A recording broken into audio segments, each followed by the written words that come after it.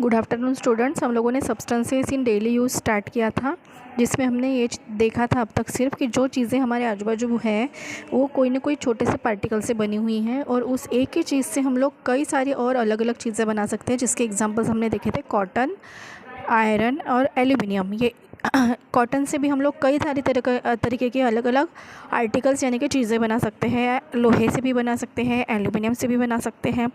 बस दो चीज़ों में हम इनका डिवाइडेशन कर सकते हैं, क्लासीफाई कर सकते हैं कि मैन मेड और नेचुरल चीज़ें। नेचुरल यानी कि जैसे कि नैसर्गिक है, जैसे कि प्राकृतिक है, और मैन मेड यानी कि इंसानों ने बनाई हुई चीज़ें। तो अभी हमें इन्हीं के बारे में, ये जो क्लासिफिकेशन है इसे अच्छे से समझना है, ठीक है। नेचुरल सब्सटेंसेस और man made substances. See, natural substances available in nature are called natural substances. मतलब हमारे आजू बाजू के नेचर में, मतलब निसर्ग में, प्रकृति में जो चीज़ें अवेलेबल है उसे हम कहते हैं natural substances. Of these, the substances of the first group are obtained from living things। मतलब ऐसी चीज़ें जो हम लिविंग थिंग्स से ऑब्टेन करते हैं। लिविंग थिंग्स म्हणजे क्या क्या हो सकता है? प्लांट्स, एनिमल्स और हम human beings. Substances obtain from the living things are called biotic substances. इन लिविंग थिंग्स से हमें जो चीज़ें मिलती है इन्हें हम कहते हैं biotic substances. Air, soil, water are substances that are not obtained from living things। ऐसी चीज़ें जो हमें लिविंग थिंग्स से नहीं मिलती है उन्हें हम कहते हैं they are called abiotic substances. यानी कि अबायोटिक सब्सटेंसेस ऐसे सब्सटेंसेस हैं जो लिविंग थिंग्स से नहीं मिलती है, ठीक है। उसका एग्जांपल क्या है? एयर है, सॉइल है, वाटर है, सनलाइट है। ऐसी चीज़ें जो हमें अबायोटिक है, जो हमें लिविंग थिंग्स से नहीं मिलती, नॉन लिविंग थिंग्स से मिलती है, ठीक है। Leather and wool are obtained from the animals. Leather और जो वूल होता है, वूल यानी कि लोकर, और लेदर यानी जो हमारे पर्स या बेल्ट, शूज़ बने हुए रहते हैं, वो वाली चीज़ को हम कहते हैं leather. They are of animal origin. आपको पता है जो लेदर होता है वो एनिमल्स की चमड़ी से बनता है, और जो वूल होता है यानी कि लोकर जो होता है वो किससे मिलता है?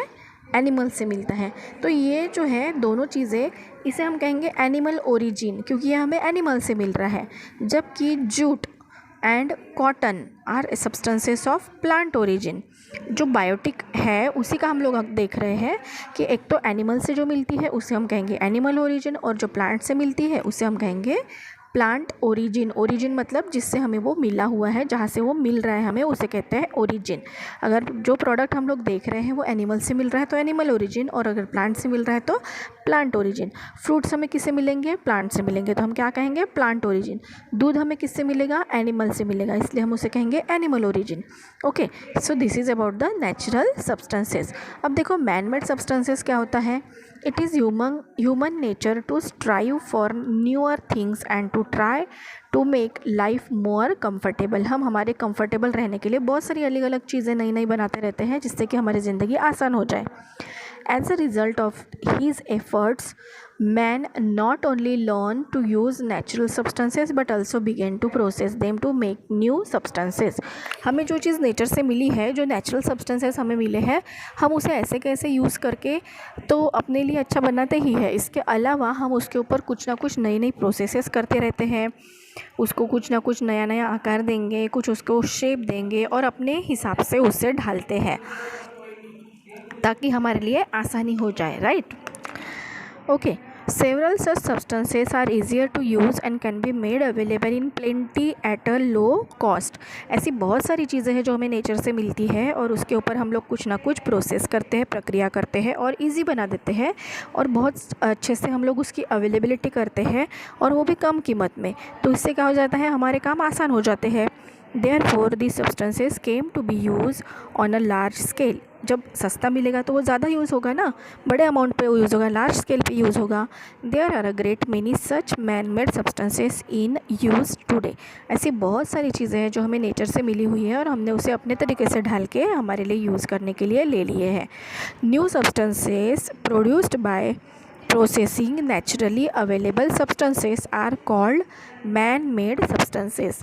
मतलब जो अभी तक हमने सीखा है उसी के बारे में, न्यू सब्सटेंसेस, कुछ नए चीज़ें हम लोग बना रहे हैं लेकिन produced by processing naturally available substances. जो चीज़ें हमें नेचुरली मिली है उसी को हमने क्या कर दिया है, प्रोसेस किया है, उसी के ऊपर कुछ ना कुछ नई नई प्रोसेस की है जिससे कि वो हमें कुछ नई और तरीके की चीज़ें बना सके। उसी चीज़ों को हम कहते हैं मैन मेड सब्सटेंसेस। ठीक है, so this is about the natural substance और मैन मेड सब्सटेंस।